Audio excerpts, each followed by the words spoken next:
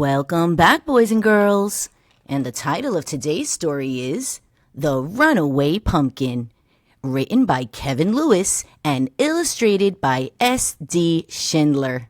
Boys and girls, this looks like a fun one. Are you ready? Well, let's go. Once upon a hill, when the wind blew with a chill,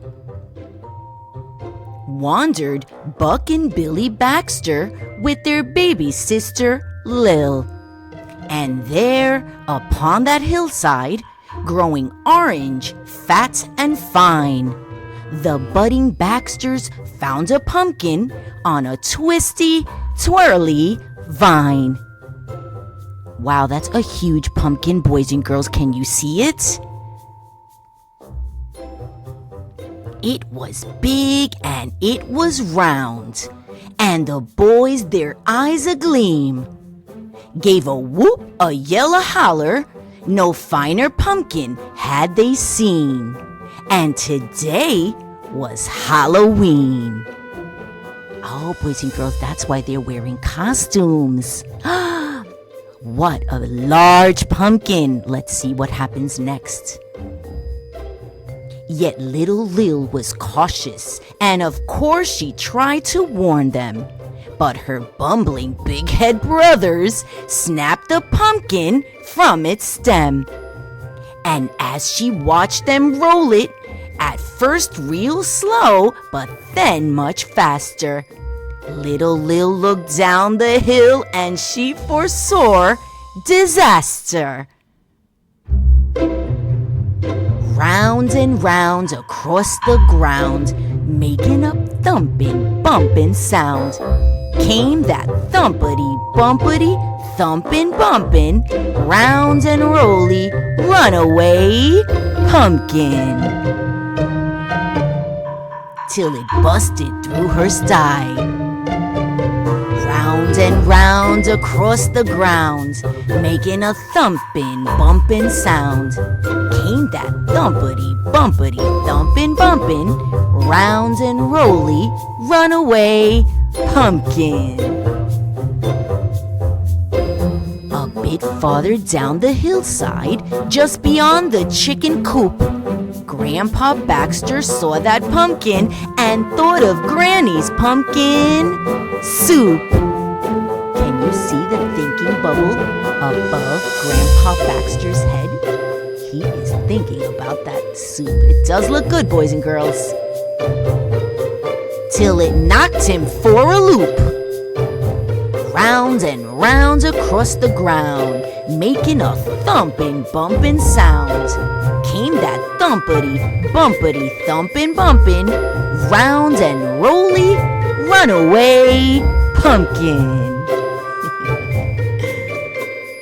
Now at the bottom of that hillside, where that bouncing pumpkin sped, Papa Baxter on his tractor thought of Granny's pumpkin bread. But Papa Baxter used his head and quickly plowed a pumpkin bed. What do you think, boys and girls? Do you think that pumpkin bed is going to stop the runaway pumpkin? What do you think? Yes or no? Well, let's read to find out. So at the bottom of the hillside, fat and round upon the ground, that thumping, bumping pumpkin plopped and didn't make another sound. And as pigs and hens and Baxters gathered round where Papa plowed, little Lil, she gathered Granny and pulled her through the waiting crowd. Buck and Billy looked really proud.